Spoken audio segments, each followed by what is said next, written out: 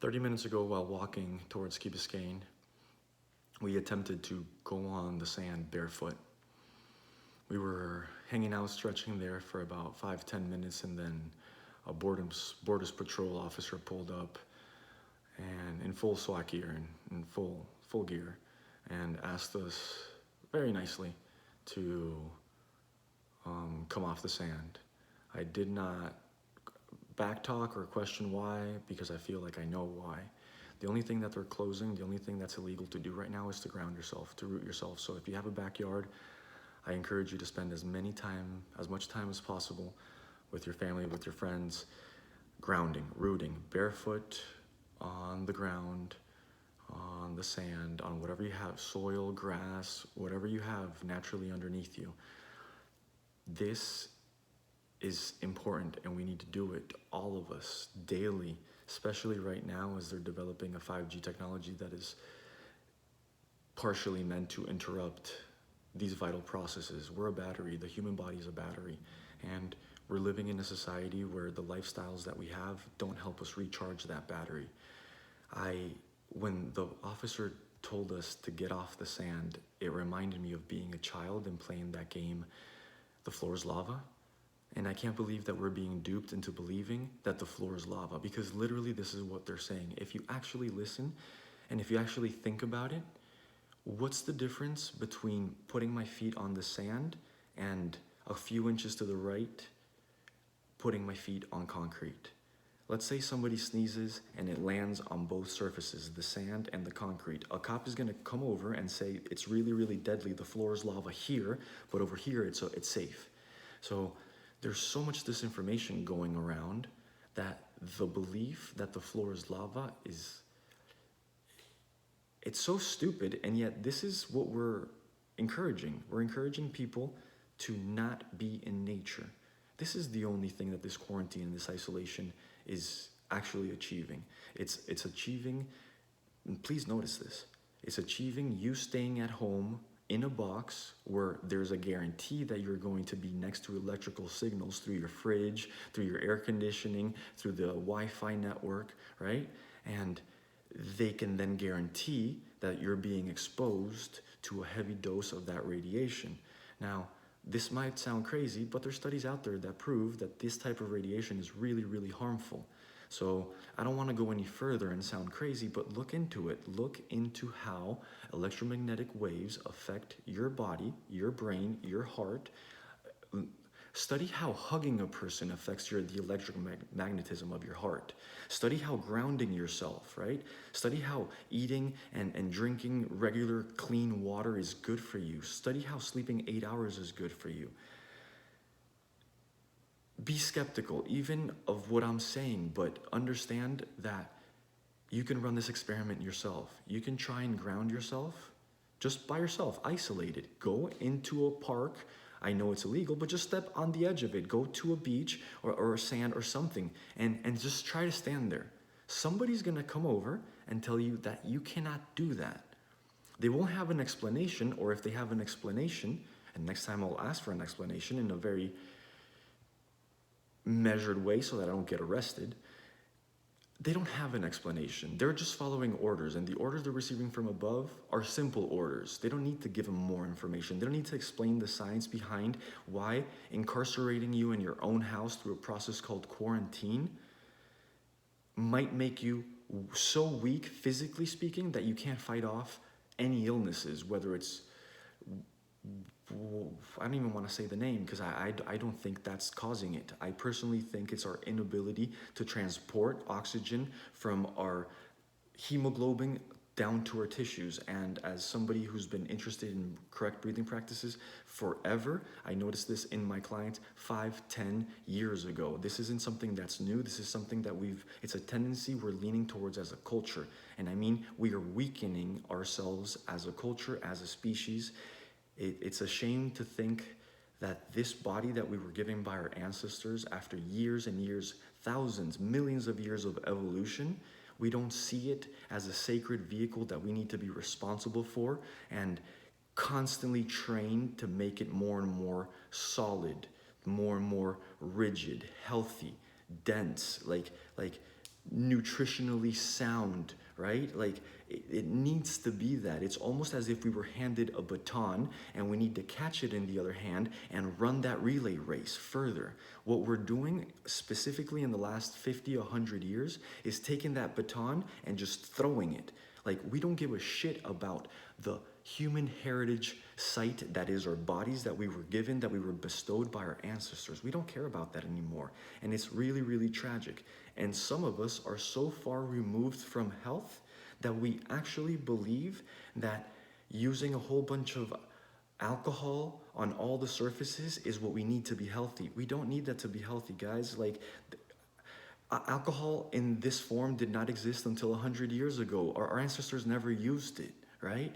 You need to start being a little bit more rational. What are the things in the natural world that our ancestors could have used for thousands of years, and how can I use those things more? Again, sunlight, water, oxygen. You need to learn to breathe better. You need to learn to cook, make your own food from scratch, grow it if you can. Hopefully that would be the best. But this thing about trying to consume more and more toilet paper and more vaccines and more pumping stuff into you, I don't think that's the way.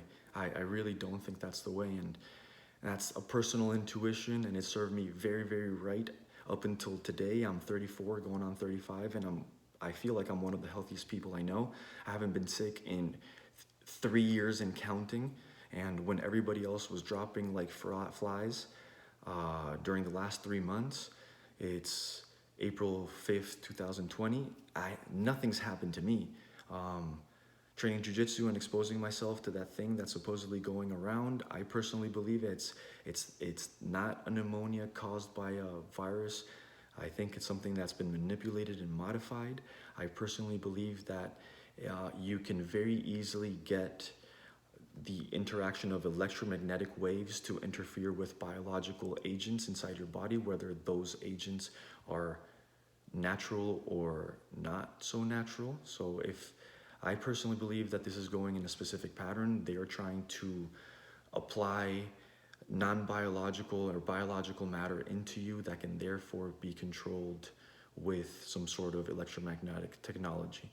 I think that's the end goal. I think it's very, very clear if you look at the signs. I think if you read between the lines and you have a little bit of discernment, you yourself will be able to see that there are very simple household cures for everything, and fear is your only enemy. And really, just becoming healthier is the only answer. And I understand if you don't have the tools, and I understand if you feel like you're at risk precisely because you lack the knowledge, but I do not think that as a world we lack the resources. It's not a resource thing. It might be a knowledge thing. It might be, what are the actual steps that I need to take? Break it down for me. But it's not the resources. In fact, at the moment, we are living in a world that has, I can't make a percentage reduction of how much, I can't estimate it, of how much the resources around the world have diminished in the last 3 weeks, but it is something very, very substantial. And even though our resources as a global population are diminished to that huge, huge degree, I still think that the world has the resources to cure us. That's how simple it is, and that's how insidious this campaign has been against humanity. It's the first time that world wars have been leveled against populations without firing bullets, and I believe that this is very clearly some mass psyops.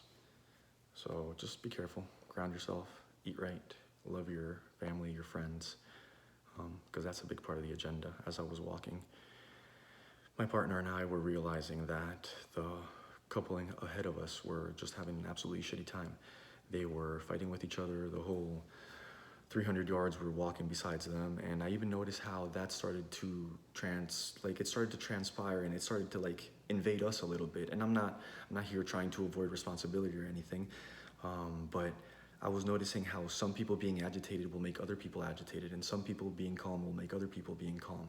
And I noticed that daily as people come here and still try to take classes from me to remain in some sort of normal state. And I noticed that I'm providing now the service of just being that anchor, being that life buoy of stability and support, because people don't have that stability, mental stability most of the time.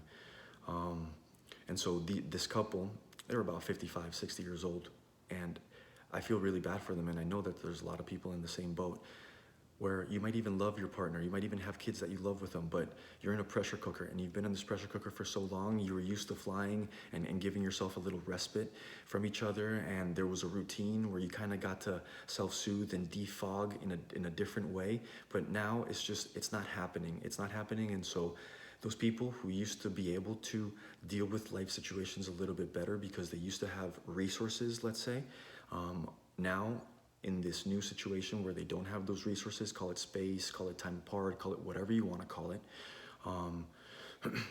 they're starting to bicker with each other and they're starting to fight, and I cannot imagine how tragic of a situation this is for people like that.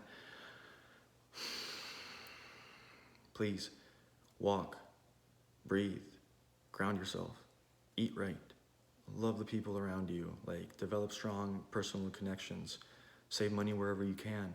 I think it's time to start thinking about shipping things as a community.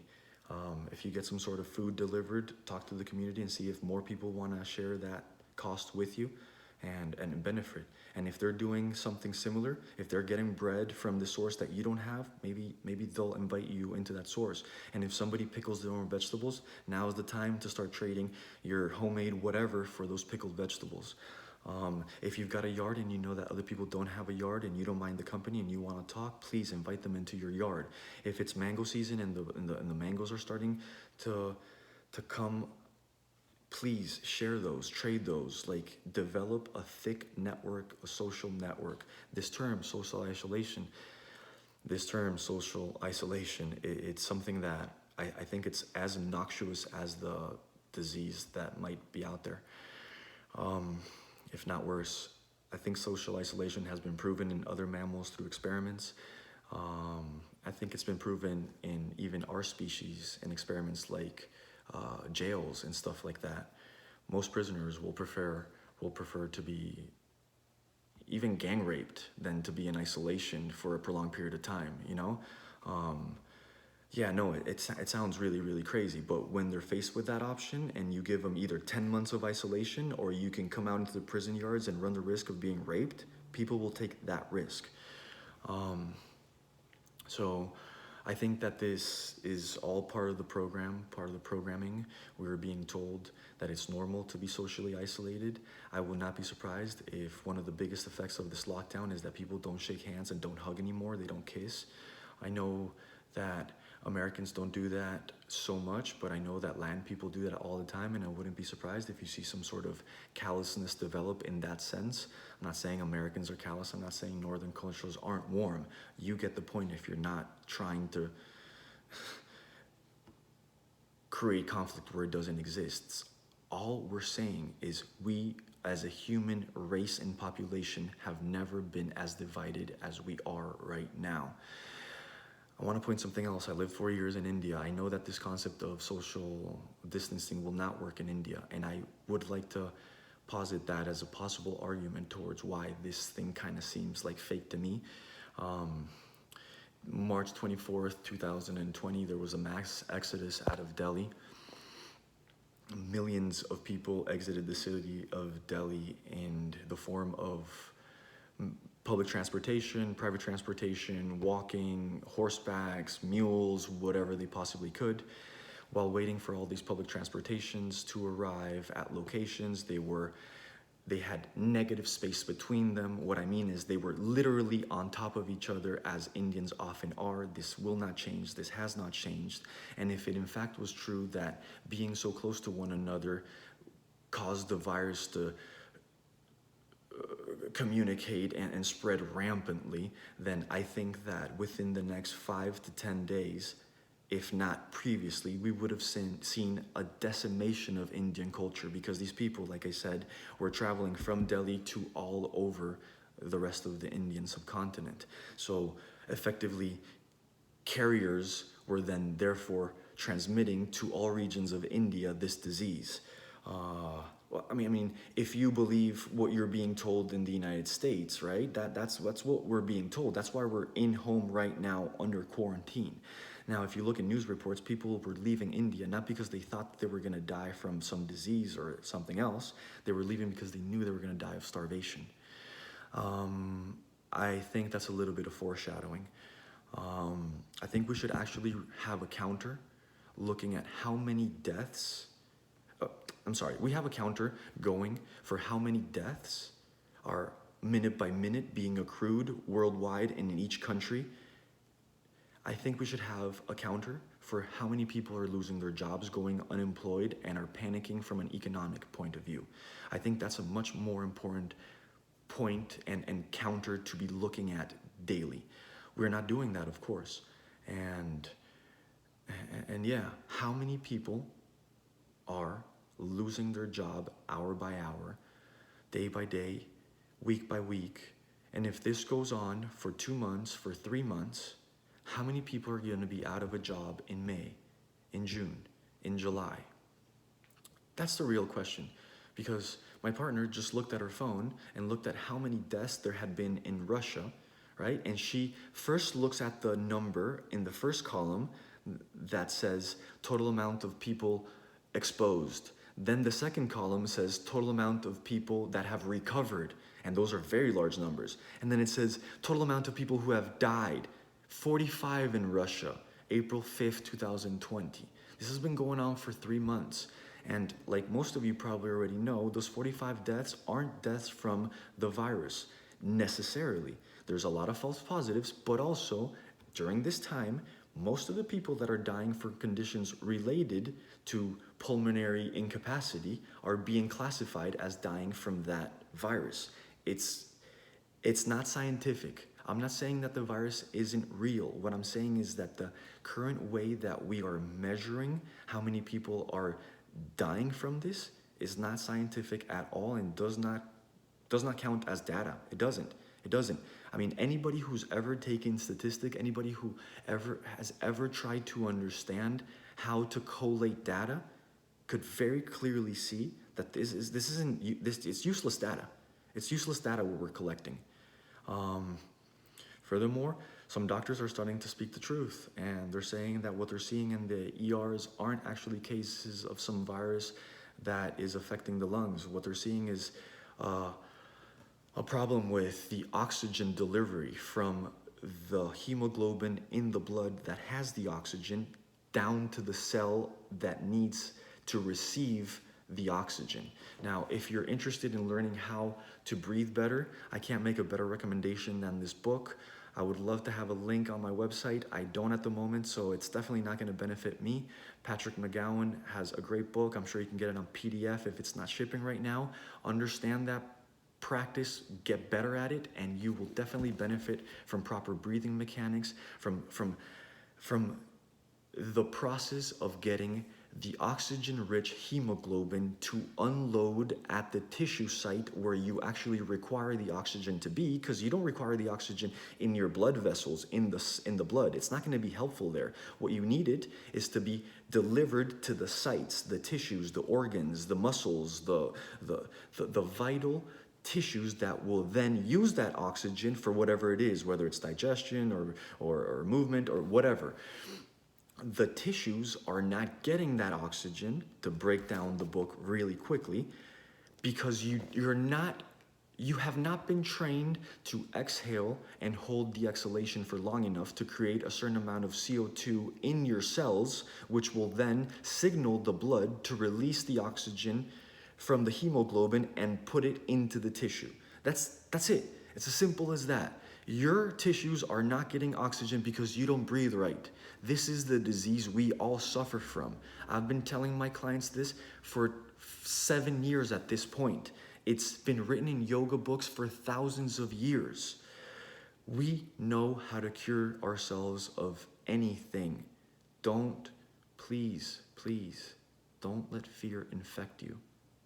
3 weeks ago on a Tuesday, it got me bad. Since that day, I went through the stages of grief really quickly, and I'm in a good place right now. I hope most of you are there as well, and I hope as a team we grow stronger out of this. And yeah, I love you.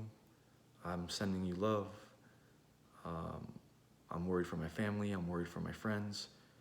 but I'm also sending everybody as much love as possible constantly. I'm praying every day, and I hope there's more of you doing the same.